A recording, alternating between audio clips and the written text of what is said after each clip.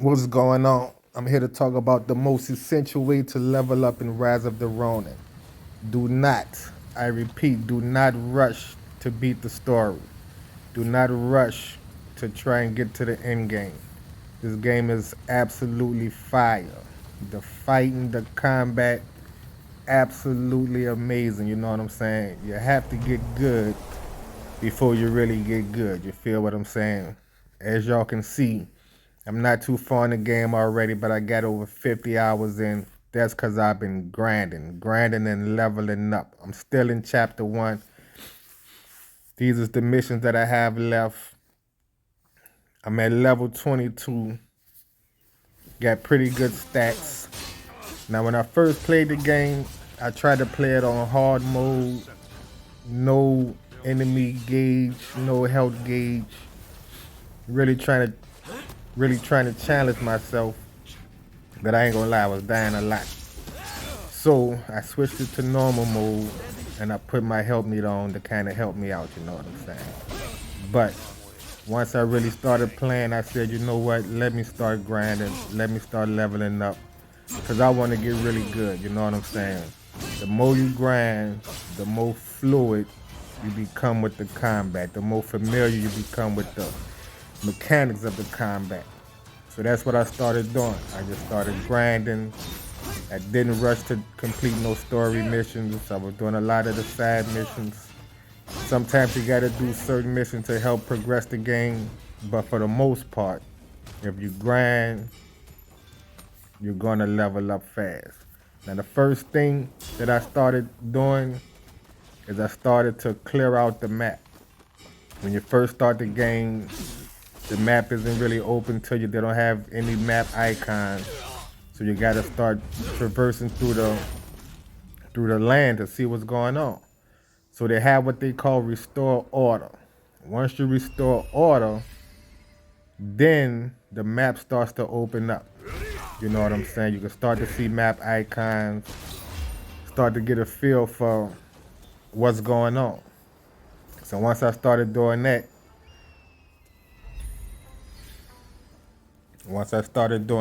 I just kept doing that. You know what I'm saying? As I'm doing this, I'm picking up all kind of crafting materials, all kinds. You know what I'm saying? I'm finding these little shrines where you can pray. That's going to help you level up. I was getting a lot of stealth kills. Stealth kills was helping my karma, increasing my weapon proficiency. A lot of things was helping me level up because I wasn't in a rush to complete the story. And when you face certain enemies, they have certain levels. When I was trying to play it on hard mode, certain enemies, they was letting me know it was no way that I could beat them. Absolutely no way. And so that's another reason why I changed it to normal mode, so I could get good at the combat. Another thing that opens up once you start to restore the order is you can help these NPCs. NPCs be in trouble as you traversing through the land. They're gonna call out for help. And that's another way that you can have enemies to fight that's going to increase your weapon proficiency. You're going to get karma. You're going to get XP. All of these things is going to help you to level up faster. You know what I'm saying? You can just keep grinding. You can reset a lot of these enemies. Keep grinding them out. The NPCs that need help, they don't respawn every time, but they do come back. You know what I'm saying? You keep traversing the land, you're gonna notice different NPCs that's basically having the same issues. You know what I'm saying? Somebody's trying to do something to them, you go help them. But once again, these enemies are gonna be dropping loot. You can still traverse the land and grab a lot of crafting items as you go into these areas. And all of that is going to essentially help you level up even faster, because you're not going to be focusing on the story mode, because you're going to be reaching a certain level when you do the story mode. But if you just keep grinding, you're going to be levels above where the story wants you to be. For example, if they got a mission that says level 6 required, you grind this way, you should be at least 3 to 4 levels above the mission level. which is going to really help you defeat the enemies better. Stealth kills, like I say, going to get you some XP, karma points, and increase your weapon proficiency. Another thing is the fugitives. Once the map starts to open up to you, you're going to see these fugitive icons. Once again, this is another way to level up without having to progress through the story. You know what I'm saying? Save the story for when you feel that you're at a comfortable level to complete those missions. Me, once I started playing and I seen, the mechanics of the combat, I said, okay, this is going to take some time to get used to. We're going to have to get familiar. So by me being, having gamer experience, I know if you just try to rush that story, just try to go complete missions and all that without properly leveling up, you're going to have a hard time. You're going to have a hard time with these enemies. These enemies, they move quick, they move fast, they gang up on you, they do all that kind of stuff. Now, another thing that y'all can notice, once I started to grind like this, not trying to complete the story missions, completing some of the side missions, but mostly just grinding the land, finding enemies hanging around, picking up a whole lot of crafting items. The more and more I did this, I started to notice when I would defeat enemies, I would get a lot of loot. I would get a lot of special loot. They have what you call, I think it's called an advanced gift or like a special gift. Those are gifts you get for like completing the missions at a higher level or at a nice rate or something like that. I don't know. But I noticed I started to get a lot of loot, a lot of special loot. Another thing is they have these ronins that be walking around. The NPCs with weapons, they are called wandering ronins. And you can fight them. Once again, it's going to increase your weapon proficiency, increase your level. They have a lot of good loot drops. Another good thing when you do this is you can fight a lot of enemies in a short period of time. Once again, increasing your level, increasing your XP, increasing your karma, and your weapon proficiency at a pretty consistent pace. You feel what I'm saying? And as you're doing this, you're going to continue to get familiar with the combat. You're going to have a feel for which weapons that you really like because you're going to be doing a lot of fighting. You feel what I'm saying? And another thing with these wandering ronins, is sometimes they bring out a special ronin. You know what I'm saying? A ronin with increased level. Like you see that guy in the back? That's one of them right there. Every so often when you attack the ronins, they send out one of these hard to fight ronins. You know what I'm saying? But like I see, by the time you get to one of these type of ronins, you're gonna be so familiar with the combat that it's not gonna be as hard. You know what I'm saying? The enemy is not gonna be that hard to defeat.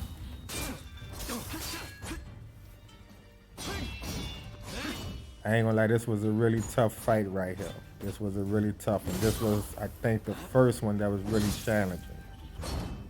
But I was at such a high level that I knew that the enemy wasn't going to defeat me as quickly. Now, as you can see, I don't have no enemy gauge, no level on the enemies that I fight. So I have no idea how many levels above or under I am. You know what I'm saying? I just know that I've been grinding and leveling up. Now, another thing is these personal development relationships. As you can see with all the grinding, look at my rewards. You know what I'm saying? I got the advanced reward. That's what they call it.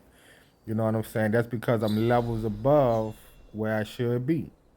You feel what I'm saying? So I'm getting a whole lot of extra rewards. You feel me? And then another good thing that this does is when you increase your personal relationships, you get your bond levels up.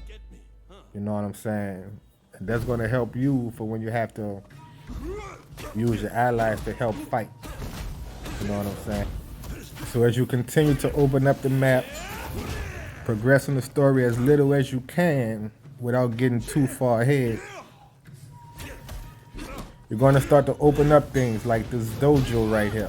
This dojo is a very good way to get familiar with the combat. It's a very good way to increase your weapon proficiency, because you can fight these these trial battles over and over.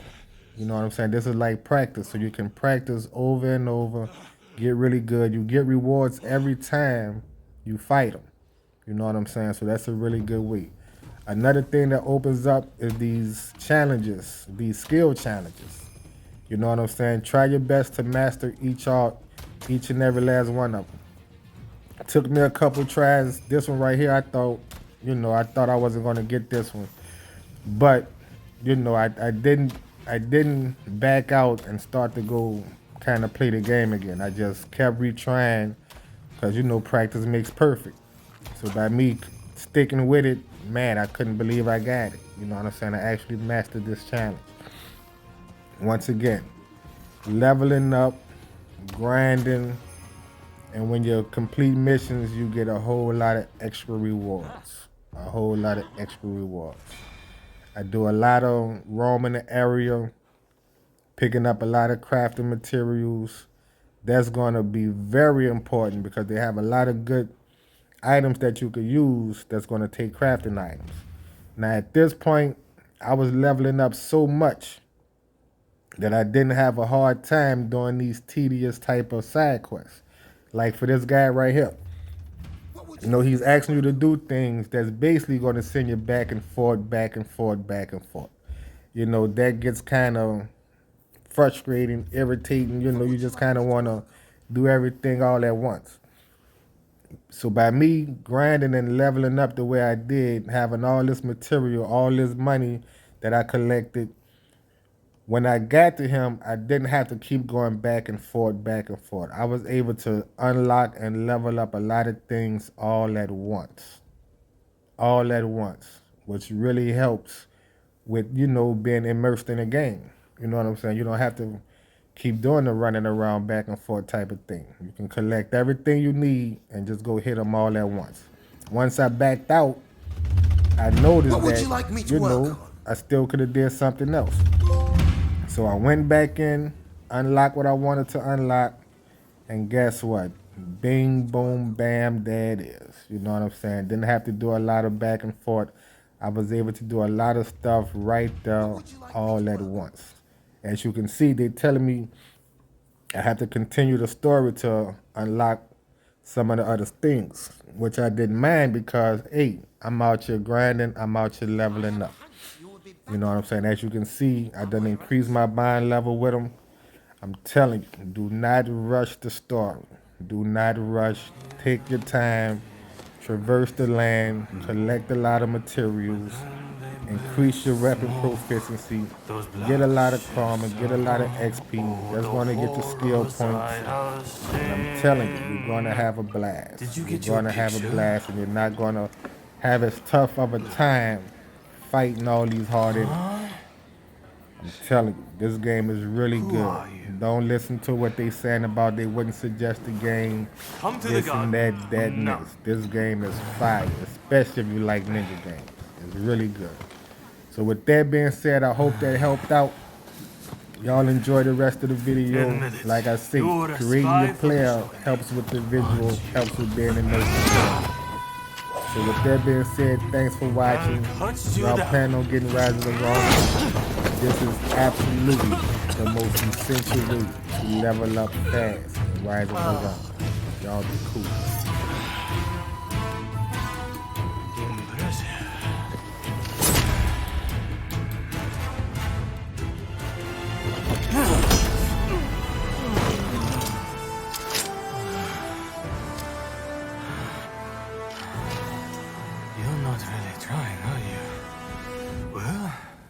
Now it's serious.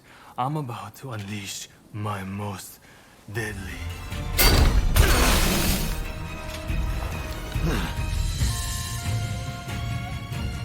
We finally meet, and you do this.